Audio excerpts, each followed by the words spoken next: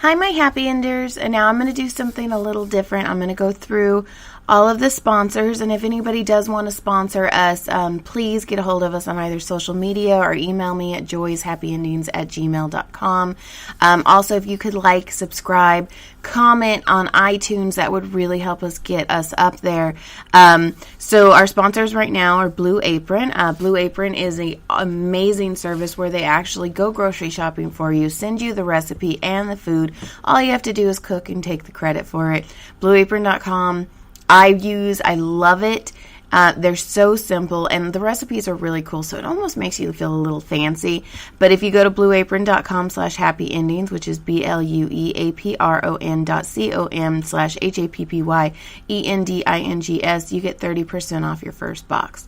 Next, we have Famous Smoke Shop. Famous Smoke Shop is a cigar shop, not those type of smokes, but Famous Smoke Shop, it was nice enough to give us 2 promo codes. So if you use HOT20, which is HOT20, you get $20 off your purchase of $145 or more, or HOT10, which is HOT10, you get $10 off your purchase of $85 or more. Then we have Handy App. Handy App is it's such a cool app because you can get anything from it. So if you need somebody to clean your pool, clean your house, if you need somebody to patch a wall, help fix something, it's a handyman. It's like the old school guy where, maybe the milkman will start showing up again too. But Handy App, if you use promo code APPSAVE30, which is APPSAVE30, you get 30% off your first booking. And then Shoe Dazzle. I love shoes. Shoes are my thing. Shoes are my jam. So Shoe Dazzle, what you do is you take a quiz and then they send you a shoe every month. So, and you can pause it if you need to, which I don't understand why you'd want to pause getting shoes. But if you use promo code Happy Shoes, which is HAPPYSHOES, you get $10 off your first box will be $10. Like, how cool is that? And then Dollar Days. Dollar Days is a bulk website. I really, really suggest you go look at this website because you're going to find stuff you didn't know you needed. And you can get shampoo, conditioner. You can just get bulk stuff. It is amazing. And if you go to dollardays.com and use promo code HAPPYENDINGS20, which is HAPPYENDINGS20, you get $20 off a purchase of $200 or more. Or Happy Ending Ship, which is HAPPYENDINGSSHIP, you get a flat fee of shipping for $9.95. Now, these episodes, I've had these recorded for quite some time. These are open micers and friends and people who are really about to break into the business that helped me start this podcast. So these questions, the interviews are pretty shaky. There's sometimes I don't really know what to do. This is me growing into the podcast, and I feel like the podcast is still growing. So these are really fun episodes. I try to make all my episodes very organic, but I hope you enjoy these, and you can always contact us on social media, email joyshappyendings@gmail.com, and I hope you enjoy. Okay. But it's all cool. It was just a stupid, flat earth debate. Oh, shh. You and Mr. Pizza. All right. See, where's my disclaimer? Did you already bring your water? All right, I think that's better. All right, so the views and opinions are not those of this establishment. Also, this establishment, including me, assumes no responsibility or liability for any loss or damage suffered by any person as a result of the massage or this establishment. All right, that part is done. Right, and on the table today, I have Darrin Chase. Hello. And he has a super scratchy voice. Yay. So this is going to sound super ridiculously sexual. He's just using his sexy voice today. Let's see. So, have you ever had a massage before? I have. I've done those mall chair things, like the people that have those booths set up, Uh-huh. And then I've done a couple of actual official massages at therapy type places. But see, I refuse to go to those mall places because one time I was walking by and this guy was just double knuckle deep in his nose. And I was like, yeah, no, you're not fucking touching me. Yeah, I'll walk by and get a read on the booth, but... Now, how are you with pressure? Do you like pressure? Oh yeah, you can go hard. Okay, and you can't hurt my feelings. I've been doing this way too long, so if there's something you don't like or you want more of, just tell me. I'm pretty easygoing. Okay. Any place specifically you want me to get to besides these like rock shoulders that you've got going on? That's probably the upper back area is probably the most. I used to get a pinched nerve up there for a while. Slept in my car for a while. My back was jacked. I remember that. It was like a Chevy Cruze, wasn't it? Yep. Damn. Are you? So do you still have the Cruze? Oh yeah. But you're with roommates now. Yeah, I live in a loft on a wooden floor, so it's still probably not good in the back. But also, I used to be a pro wrestler. I remember that. Yeah, you can't really hurt the back. I remember that because, let's see, when we were doing Vincenzo's, you had like a whole, it was before Trump was president. Like, you had a whole bit about that. Oh, I still do. God, that was a long time ago. That was a fun place to do it. Where was that at? Vincenzo's in Newhall, that pizza place with Amanda Jane. Yep. I've actually had her on the podcast, but my computer crashed, so I lost that episode. So that was fun. How long have you been doing this? I think let's see. I have 8 recorded, but I've had like 3 more, so like 11, but 8 that I have saved. I actually ended up having to go buy a new computer because I lost 3 episodes. It just kept fucking crashing and crashing. I was like, please stop doing that. So thankfully, like, I've had all the episodes now, so it's pretty cool, but it's kind of terrifying. Like, I recorded on 3 different things now because I'm ridiculously paranoid. Yeah, you need that external hard drive and all that. Mm-hmm. I even like do the backup on my phone. I mean, it's not going to be the best quality, but at least I have it. So, because, yeah, I lost some pretty cool ones. It kind of sucked, but thankfully they all said that they would come back. So, I actually had Mike B. Lawson on the show on Sunday. Yeah, he does the social media for Comedy Chow. Yes, he does. He was super awesome. I don't know. It's funny though, because he was like, do I Venmo you? And I'm like, no, you're on the podcast. That's what I wanted. I feel really weird. I'm like, I feel really weird that you want to give me money. Like, you stop. I mean, it is a nice service you provide. Right? But this is when I started, like, wanting to do comedy. I said, and I've said it before, I think I've said it on this podcast, my first Netflix special is going to be me with a massage table pulling fucking people out of the audience. Well, not fucking people. Pulling people out of the audience and just totally doing crowd work on them while I work on them. That's an original idea. Yeah, I mean, I figured, like, this is what I do. I'm not as awkward when I'm massaging people because, I mean, I've been doing this 11 years, so this is kind of my thing. So, like, just talking one-on-one to people, I get super awkward. But first, I'm way more comfortable when you guys are naked and I'm rubbing lotion on you, so that's kind of where it is. Now, how long were you doing wrestling? Excuse me, on and off since I was 16 or 17. I still would do it today if I had a match. Yeah? Yeah, I'm not as in shape, but I would do it. Now, did you have, like the signature move? Yeah, I called it the cut to the chase. Nice. Okay. Yeah. And did you, like, don't they give you, or you have to come up with, like, a complete backstory?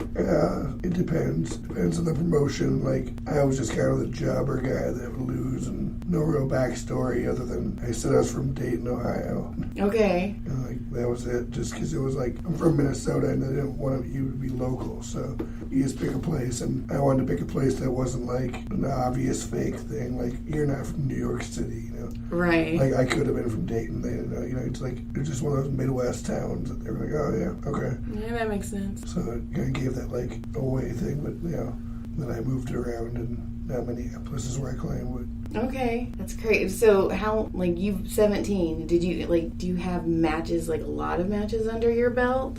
Yes and no. The one company I wrestled for a bunch, none of it's, like, there's no, like, recordings that I have access to. Okay. But, like, there's a few on YouTube that I've done recently. But, yeah, I did, like, a few years of training, not nearly as much as people that, like, I don't really claim being a pro wrestler like a lot of people do, you know. Like, it was just something I did, but it, you know, it's a lifestyle for some people that I couldn't do that lifestyle. Right. I just actually watched that documentary on Andre the Giant. Oh yeah, that was good. That was fucking good. He was huge. Uh-huh. And then, because my brain doesn't work like a normal person's brain, I, like, kept Googling because I wanted to see if his penis matched his hands. And I could not find a picture of Andre the Giant's penis, and it kind of made me sad. Yeah, I'm sure that the option of getting a picture of him naked was pretty harder back in the day. Right? But he has a daughter. Yeah. Like, I mean, Hogan alluded to that in the doc. Or I think it was Flair, alluded to the fact that, Andre was good with the women because he had big hands and big feet, and he kind of winked at the camera, so. That's kind of when I was like, I need to Google this. And my Google was like, okay, whose dick are we looking for today? Like, this is nothing new with Joy. I want to see it, but it kind of made me sad. But he did have huge hands and huge feet. And how sad would that be if he had like this teeny tiny weenie? It'd make it look even smaller in his humongous hand. Like, that would be sad. I'm not a guy, but that would be sad. Yeah, if it was just completely disproportionate. Right? Like the penis of a 2-year-old. I'm like, fuck. That's not how this is supposed to be. But that was really good. In fact, my middle son ended up watching it with us. And he's like, that's sad. The way he just passed away. Yeah. Hard life, being that big. Yes. So what got you into comedy? I always had a love for it. It's just the last true form of free speech that you can really just be yourself, not have a boss, and speak your mind on things. At the same time, get people to not worry about stuff for a while. Try to take away a little bit of that, mental pressure. Yes. But, I feel like there's a lot of comedians out there just putting more of that on people. And, I don't agree with a lot of the political stuff that people want to talk about. So I try to take it into a way that, you wouldn't normally find things funny. Think about things differently and try to have a sense of humor about the situation, Yeah, I try, obviously in here, too, I try and keep everything light and fuzzy because the more stressed you get or if people start talking about stuff that makes them tense, it's just going to make my job a lot harder. So I try and keep it all nice and fluffy in here. I actually had a show at Flappers Wednesday and did not realize it was a political show. Until after about the third person, I was like, oh, fuck me, there's a theme. And I went over to the MC, and I'm like, is this politics? And one lady, dressed up like Melania Trump. That's funny. And I'm like, I'm so screwed. And I just got up on stage, and I'm like, hey, had no idea.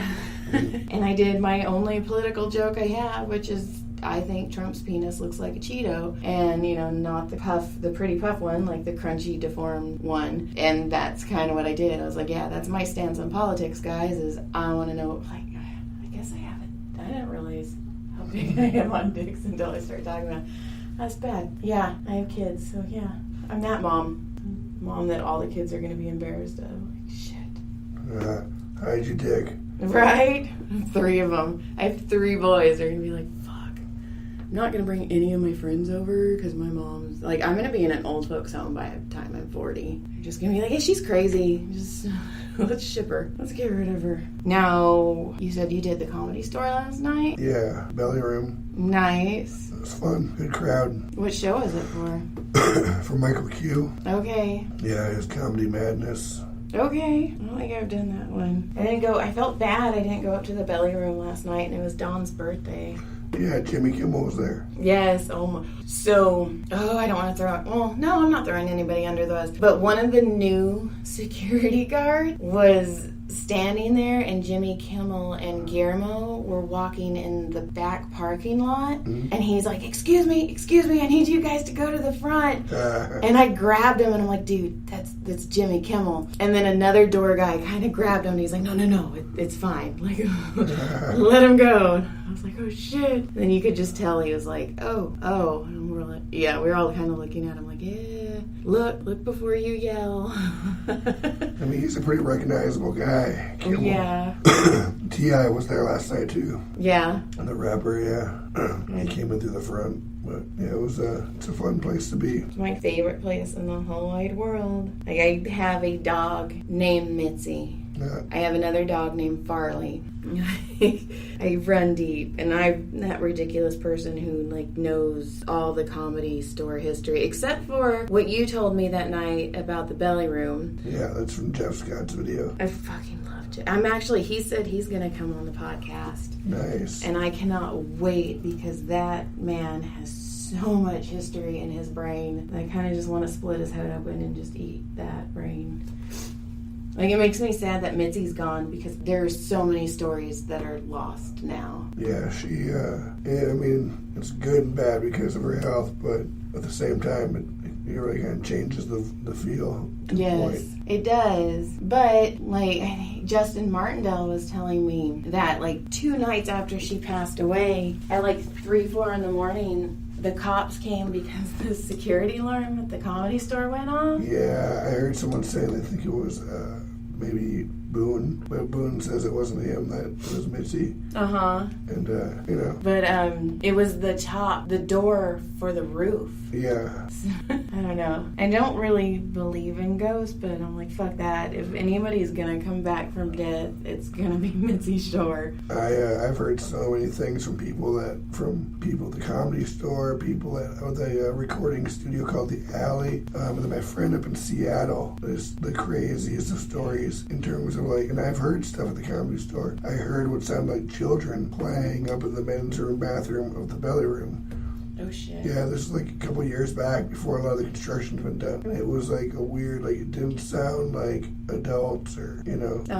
It was really kind of weird. But who knows? You know, could have been anything, I guess. Right. I mean, with the earth being flat and everything. I'm not saying that. No, just pizza. No, but I listen to the Comedy Store podcast, obviously, because when I get obsessed with something, I just immerse myself in it. And yeah, there's a couple of people who have some crazy fucking ghost stories about that place. Like the one with Sam Kinison, you know, because he used to be a freaking preacher, and he was like, is anybody here? And they were on the main room stage, and it was dark, and the spotlight came on. And from what they say, Sam Kinison got up and was walking out of the main room, and the light bent and followed him. That's weird. Yeah. But there was also shit ton of drugs floating around that place. So, I don't know.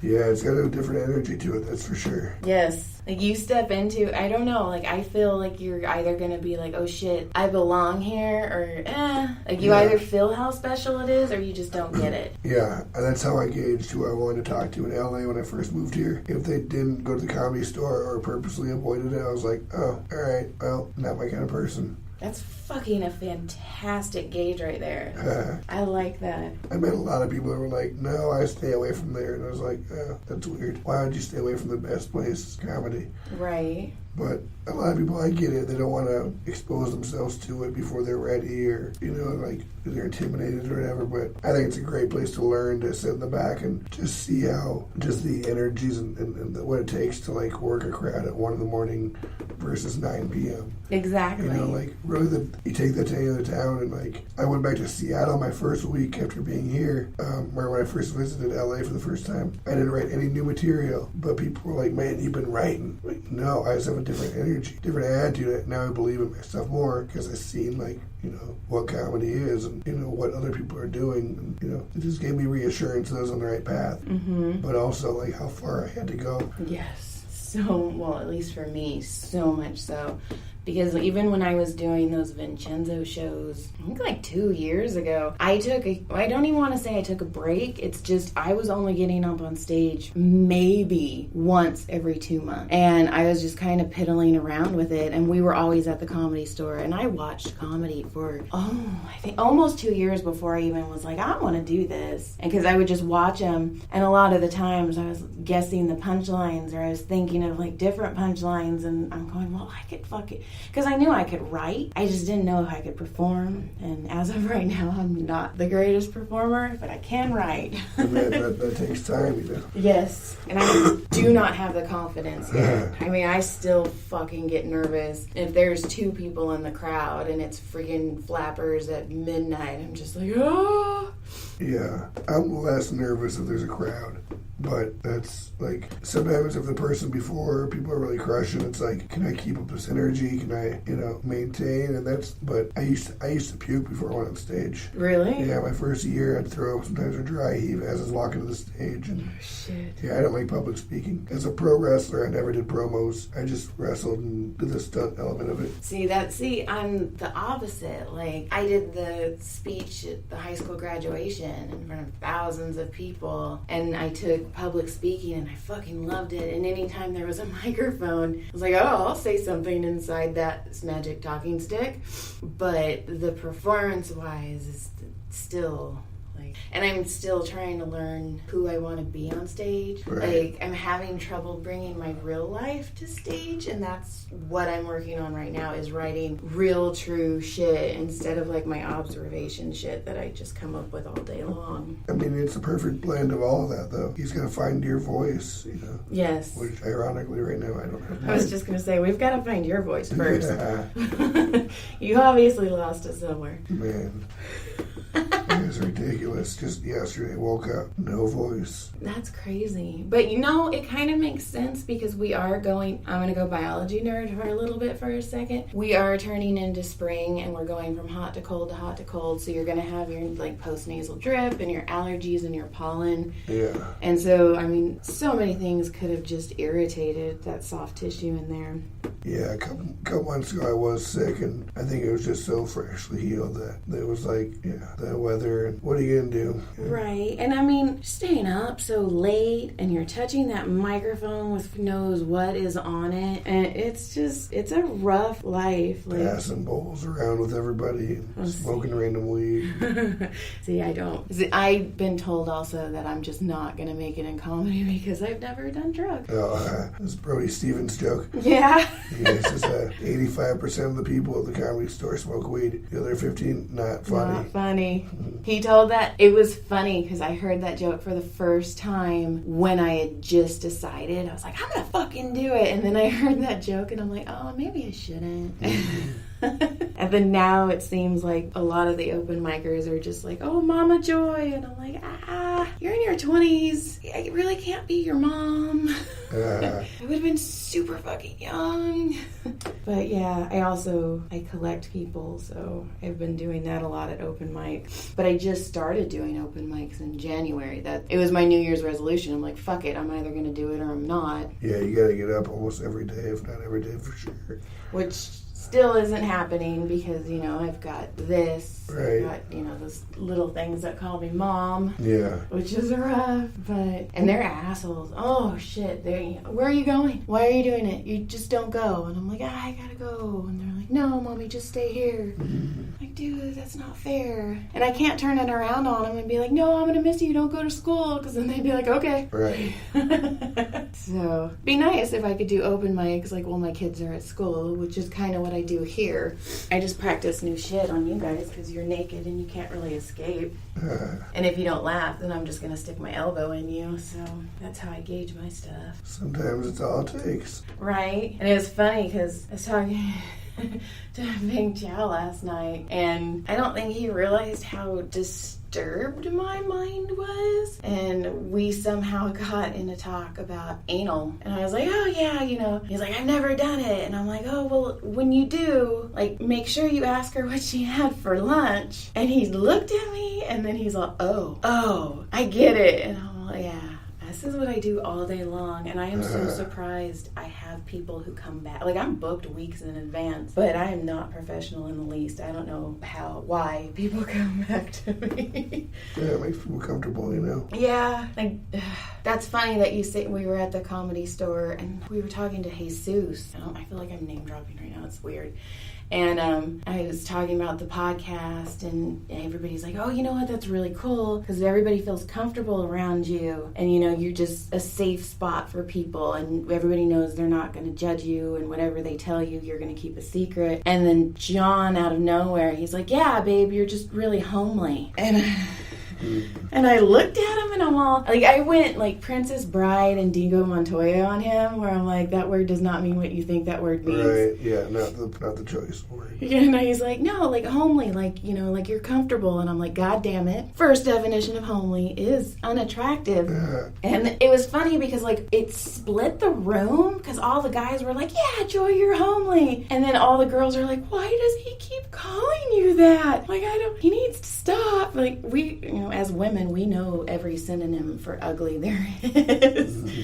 So, yeah, that's my take on having people be comfortable around me. So I'm homely. Yeah. like a fucking sofa. Which is good because that's what most comedians sleep on. So I guess that works. Very true. That's either that or...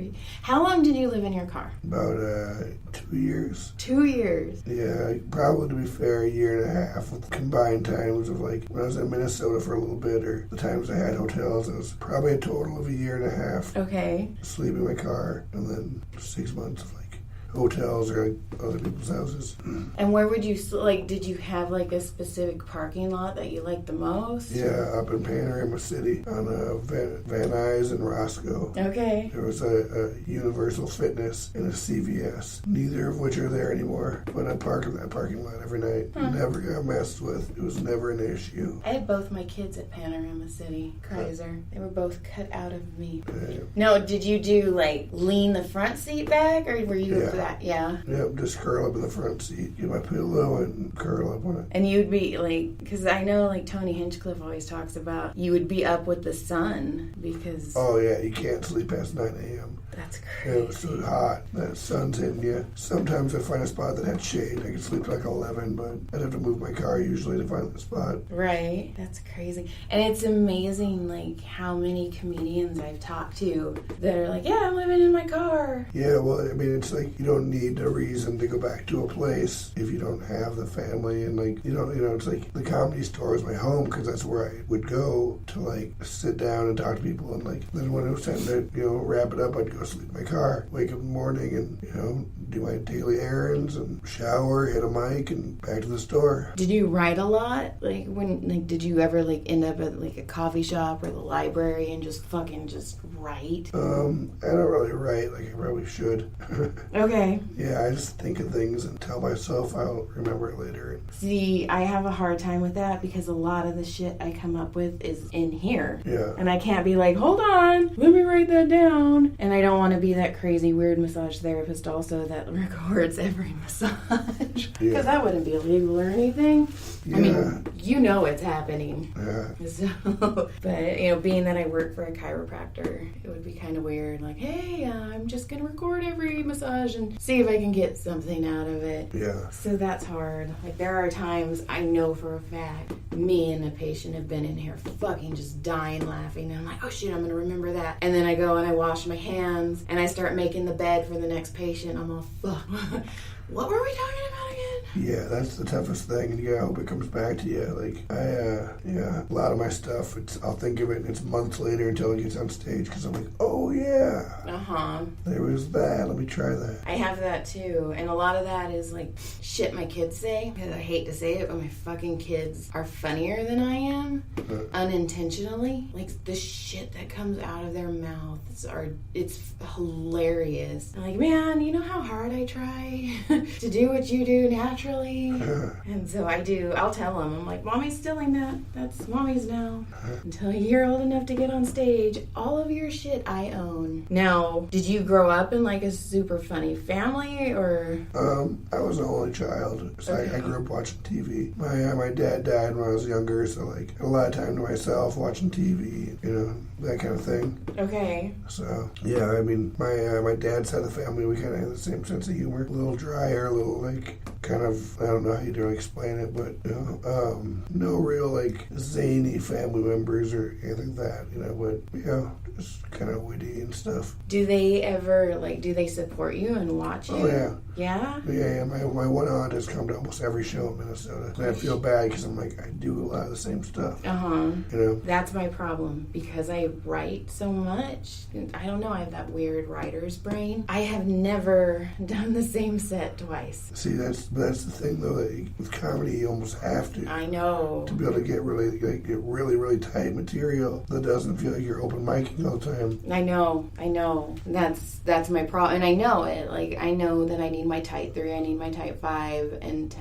but I think of something, I'm like, oh, I want to say this immediately, and I do, because I have no self-control. Yeah. So I always think with my stories and my family and stuff, I always go, I can't wait till I'm better to tackle that, because I know, like, down the line, my, cadence and fan base will be interested in that kind of stuff, and then I can address it. But until then, I gotta do my random observational stoner humor. And last night, someone was like, hey, for stoner humor, you're pretty smart. Nice. I was like, thank you, because I'm not trying to be stoner humor, but it comes across that way. Okay. Because I do weed jokes. But. See, and a lot of those go over my head. And I've never felt as old as I do, except when I'm at open mics, because, they're like, oh, this rapper, and one, I don't listen to rap or country. I am a hard rock metal girl. So a lot of the things they talk about, I'm like, who the fuck are they talking about? And I actually will ask my niece, because she's my personal trainer and we work out all the time, and I'll be like, okay, who's this? What do they do? And she has to give me these, information on what these people are doing, because I have no idea. Yeah, I'm going to touch on a lot of it. Like, I joke about Coolio. Right.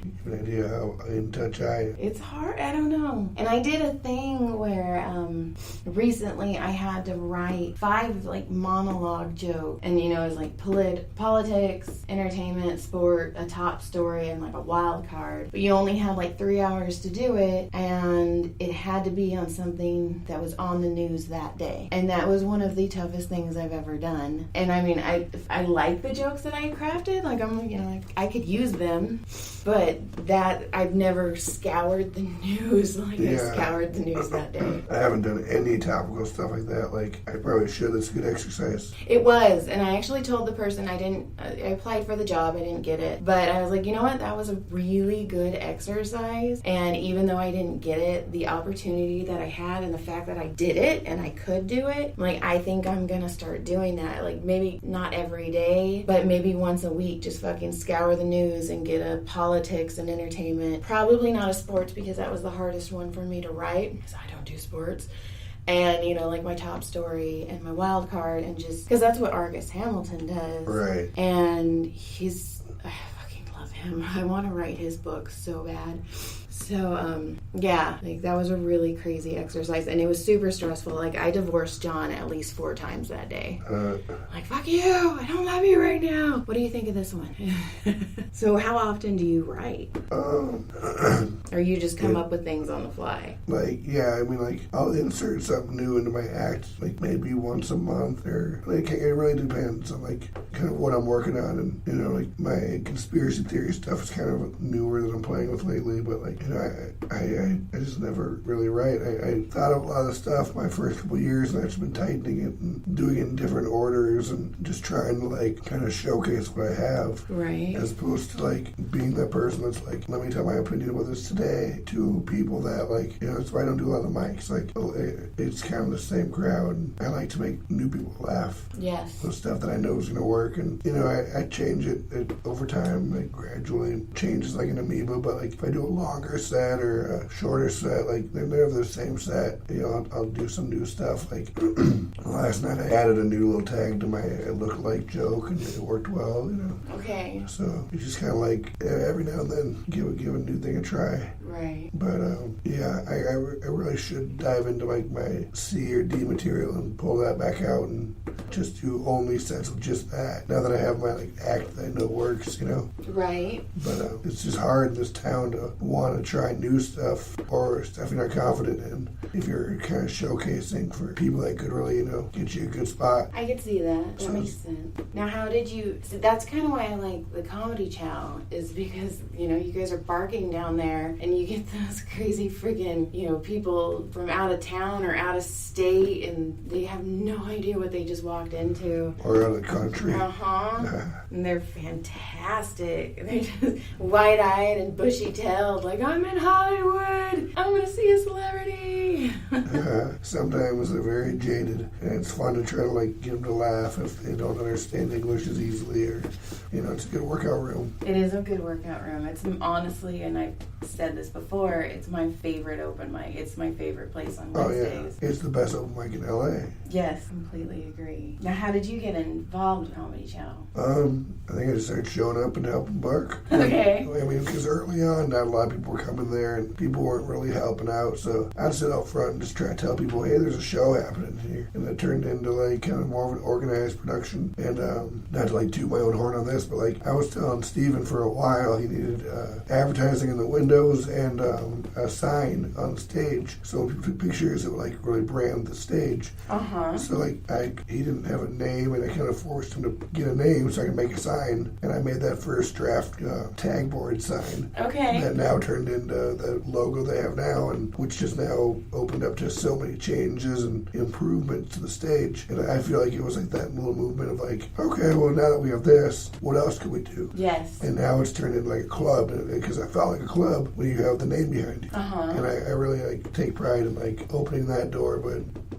I've been doing a lot of stuff on Wednesdays lately, so I haven't been able to be there, but... Yes, I've missed one Wednesday. I had the worst migraine ever. It was also the Wednesday after I gave a specific person with one tooth in the middle of their face a ride home, and I was kind of like, I don't want to repeat that performance again. And then the last Wednesday, I was doing that awful political show at Flappers, and I had no idea. I should not have been there. Like, I do mom material and I do dark shit, and I was, that's kind of the palate cleanser. Just gonna cleanse your palate of politics for a second, and then the real show will keep continuing, and I'm gonna leave. So that was, yeah. Now, let's see. Where do I want to go? So you guys are also doing like the Comedy Chow other places now, right? Like you're taking it for Hooters, and then I've seen it in like Ventura. Yeah, Jeff Fury has been on top of that, bringing it to other places. Like they did a Comedy Chow at the Haha, the Ventura, and I've heard rumors about maybe Vegas, but oh, that'd be awesome. I'm not really in that part of the conversation. Okay. But like also, like you said, I just haven't been there, and that's kind of why. Like this Wednesday, even I think I have something else going on. Like if I can get off set early enough, but sometimes I'm out late, and it's, you know. Right. Yeah, John's going out to sea on Monday. I'm going to be a fucking single mom for like 6 or 7 days, so you guys probably won't see me at all. And I'll come back like, oh my God. What's he do? He works for the Navy. Oh, nice. So he works on a old destroyer, and you can find, it's like all on YouTube and stuff, and they just do a lot of whatever they want to do to our active fleet, they'll do to this first, and to test it out, like they'll go out to sea, and whatever they put on it they'll test out, and then when he's gone, it's like he's gone. I can't call him at night and be like, your fucking kids did this. Like I'm all on my own, and I have no idea when he's coming back until he calls me and he's like, oh, tugboat picked us up. So I have no idea what's gonna happen. Pray for me that I'm gonna survive. He went to Portland, Oregon for 8 months when our youngest was 1 year old, and that was, I'm like, I did not get married to be left by myself. Like, that's the reason I married you, is so I could drag you to all of this shit that I decide to do. We'll see how this week goes. I don't know. And it's crazy too, because the kids are like almost done with school. So, I mean, it's graduations and summer, and I don't want to fucking go anymore, and like just a couple more weeks. So I remember those days. Right. Like right now, Erin, I'm going to massage her tomorrow and try and induce her into labor, because she's like, I'm done. I don't want to be pregnant anymore. I want this baby out of me. I'm like, I remember that day. And I'm 12 for 13 for inducing. So we'll see. One baby refused to come out, but every one of the other ones, they were dilated, in labor, and had a baby within 24 hours of me massaging them. Damn. So hopefully that'll work. We'll see. How are you doing? Well, now I think we're going to labor. I was going to say, are you feeling the contraction? Mm-hmm. Yeah. Yeah, that feels good. Yeah. You're loosening up. Just make sure you drink a ton of water, because I don't want you to hate me tomorrow. If you don't drink enough water, you almost get like flu-like hangover symptoms. Oh, really? Because you're just releasing so much crap into your body. So by flushing it with water, it, leaves your system so you're not stuck with it. Oh. So here's your little do-do-do you need. Now, what do you do? Do you just do stand-up, or do you have like a job? I do background acting, and then I do marketing for a timeshare company. Okay. So, but yeah, that's background would be my primary. Oh, that's right, I knew that. One day I'll get the speaking lines when I get my voice. Yeah, you need your voice. Yeah, it's like, that guy's only good for background. Well, that'd be awful. They're like, hey, we're gonna give you a speaking role, and you just lost voice. Right? Fuck. Somebody stick their hand up my ass and make me a ventriloquist dummy real quick. Is the character a chain smoker? Yeah. Is the character an 80-year-old lady? Because I've got that shit down. Listen, sugar, I got what you need in Hollywood. Follow these rules. I got you. But the deep voice is awesome. Like, there's, you think of some of these comedians out there and their voice is their act. It's pretty crazy what people trademark and make their act around. Right. I don't know. I just think it's amazing to watch how everybody's kind of striving to do the same thing, but all of the different avenues they take for it. Yeah, the different viewpoints on things, the different ways that people get discovered, and it's just a weird world that really it's once you decide what you want to do and live life with a grateful attitude, things really start flowing. I agree. Like, that's the main thing, is like, do you live your life as a I have to person or I get to person? And like, if you live an I get to, things are pretty awesome, and you're always looking at things you get to do, and Yes. like today I had nothing to do, and I could have been like bummed that I didn't book anything, or but I was like I get to just sit around and do nothing. That's what I get to do. I get to take pictures of a pizza and grass. That was a fun one. I tied my phone to a branch. Whatever worked. The Neanderthal selfie stick right there. Yeah, I tied it to a tree and slid under it, and I gotta get more creative ideas. Getting kind of bored with my ideas, but I want to do like a calendar shoot or something. Oh, that would be awesome. Well, that was my idea a while ago, and then I posted, and I'm not saying they stole the idea, but I feel like they were inspired by it. But somebody else recently released a calendar that did pretty well, made it to Ellen, and I'm not, again, it was one of those like, just one, happened kind of a thing, but I'm like, I was going to do a calendar. Oh, well, I still can, doesn't stop that, but I feel like a pizza calendar would be good. Yeah, it would. I mean, but I also completely understand the, not saying they stole it, but things happen where you're just... Well, some people are just more ambitious than another, and like, yes. If you're sitting on an idea and someone else wants to run with it, it's like, well, yeah, I could have pulled the trigger on it, But also, like, it's just, there's so many other avenues to take, and, Right, and then there's also the parallel thinking. And, right. And then, like, I had a case, which, we talked about it, where it's just, they said it on TV first, so it's theirs. So, whatever. And that's why I don't do the same set twice. That's why I do my set all the time, and I record it. So people are like, oh, no, that's for sure his thing. Right. Like, there's a few jokes that I'm like, it would be really easy for someone else to take that, and so far, luckily, Well, see, that's why, like, I tweet it, too, because, there's a record. Timestamping, yeah, exactly. But I will say that when that happened, that completely changed my comedy, because that's when I was like, all right, Joy, you really need to start writing shit about your life. Right. You are a massage therapist, author, married with 3 kids, and it's pretty hard for somebody else to be like, oh, no, I've been massaging for 11 years. And you're like, have you? Yeah. Do you really have 3 boys? Is your wall truly covered in boogers? Because mine is. Boogers and semen. Like, that's the new Home Depot color right there. That should be your album title. Boogers and semen. That's my life. Well, you broke up pretty good. You're moving. I don't want you to be sore tomorrow, but it feels like I got you.